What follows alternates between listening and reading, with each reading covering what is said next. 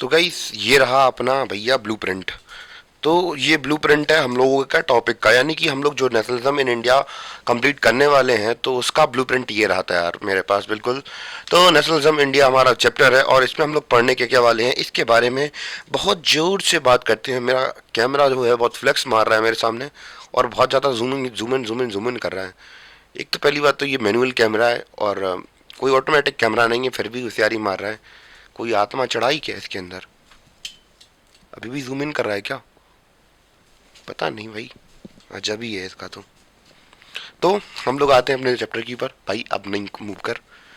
तो हम लोग बात करते हैं, सबसे पहले हम लोग क्या पढ़ने वाले हैं अपने चैप्टर में, first world war and non corporation movement. तो हम लोग बात करें जो चैप्टर रहने वाला है, तो ये हम लोग बात करें बेसिकली रहने वाला है गांधी जी के इर्द गिर्द। तो हमें पता है कि जो वर्ल्ड सेकेंड वर्ल्ड वॉर थी उसके बाद उसके बाद हम लोग बात करें फर्स्ट वर्ल्ड वॉर थी, उसके बाद ही हम लोग बात करें 1915 में करीब इंडिया में गांधी जी का आना हुआ था। ठीक है, उस दिन हम लोग एनआरआई डे मनाते हैं और धीमे धीमे फिर उसके बाद कैसे कैसे चीज़ें उनके आसपास डेवलप हुई, तो उससे रिलेटेड चैप्टर ज़्यादा होने वाला है। ठीक है, कि कैसे कैसे हम लोग बात करें कि जो नेशनलिज्म की भावना थी और कैसे कैसे उन्होंने अलग अलग मूवमेंट्स के थ्रू इंडिया के अंदर अपनी जो वर्चस्व था एक तरीके से बात करें, या फिर देश भावना थी वो जगाई, उसके बारे में है।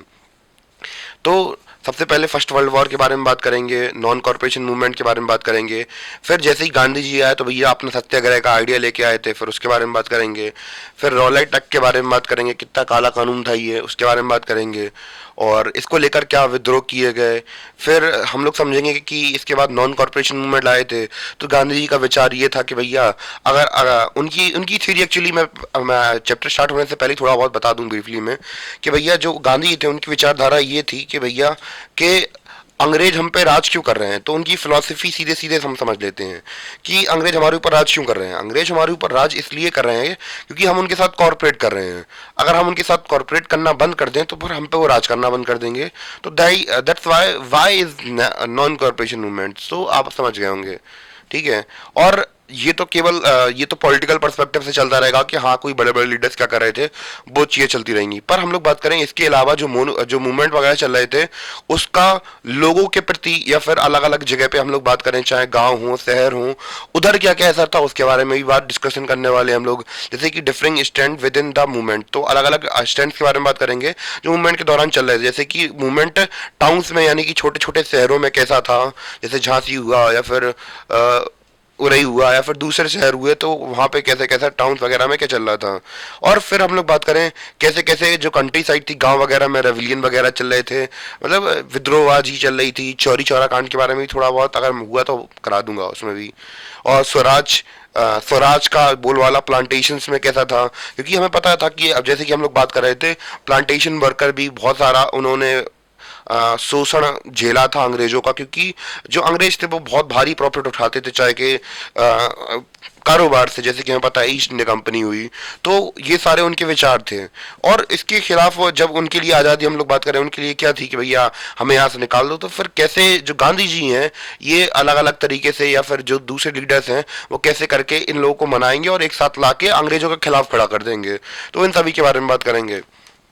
फिर सिविल डिसोबीडियंस मूवमेंट के बारे में बात करेंगे और ये थोड़ा बीच में गैप रहने वाला, क्योंकि अगर हम लोग बात करें नॉन कॉर्पोरेशन मूवमेंट के बाद 1924 के बाद गांधी जी, जब से ये चौरी चौरा कांड हुआ, गांधी जी ने कह दिया था और गांधी जी ने मूवमेंट स्टार्ट करने से पहले ही कहा था कि अगर इसमें थोड़ी भी हिंसा हुई तो फिर हम क्या कर देंगे, मूवमेंट वापस ले लेंगे, उसके बाद मैं सत्याग्रह नहीं, फिर मैं कोई मूवमेंट में नहीं करूंगा, मैं बाहरी सुधार करूंगा। तो 1924 के बाद हुआ क्या कि भैया जो हम लोग बात करें कि गांधी थोड़े ठंडे पड़ गए थे। गांधी कहने लगे भैया हमें अब दिलचस्पी नहीं है, हम अब देश का भला करेंगे, बस केवल ये सोशल वर्क करने लगे थे, कोई मूवमेंट वगैरह नहीं चला रहे थे। तो उसके बीच में भी क्या हुआ उसके बारे में थोड़ी बहुत बात करेंगे। और फिर उसके बाद जैसे ही हमें पता है कि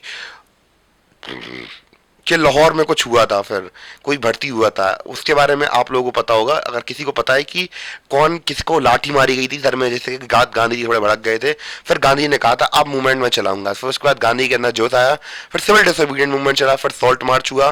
सॉल्ट मार्च कैसे कैसे हुआ उसके बारे में बात करेंगे और सिविल डिसोबीडियंट मूवमेंट के बारे में तो फिर बात ही करेंगे।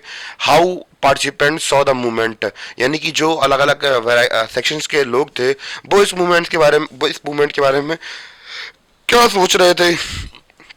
उसके बारे में भी चर्चा चर्चा होगी। इसके अलावा फिर हम लोग बात करेंगे सेंस ऑफ बिलोंगिंग। तो जैसे कि हम लोग यूरोप में देख रहे थे कि कैसे कैसे जो बिलोंग मतलब एक दूसरे को अपना भाईचारा मान लेना, तो जैसे कि हम लोग बात करें कि सेंस ऑफ यूनिटी कैसे आई उसके बारे में बात करेंगे।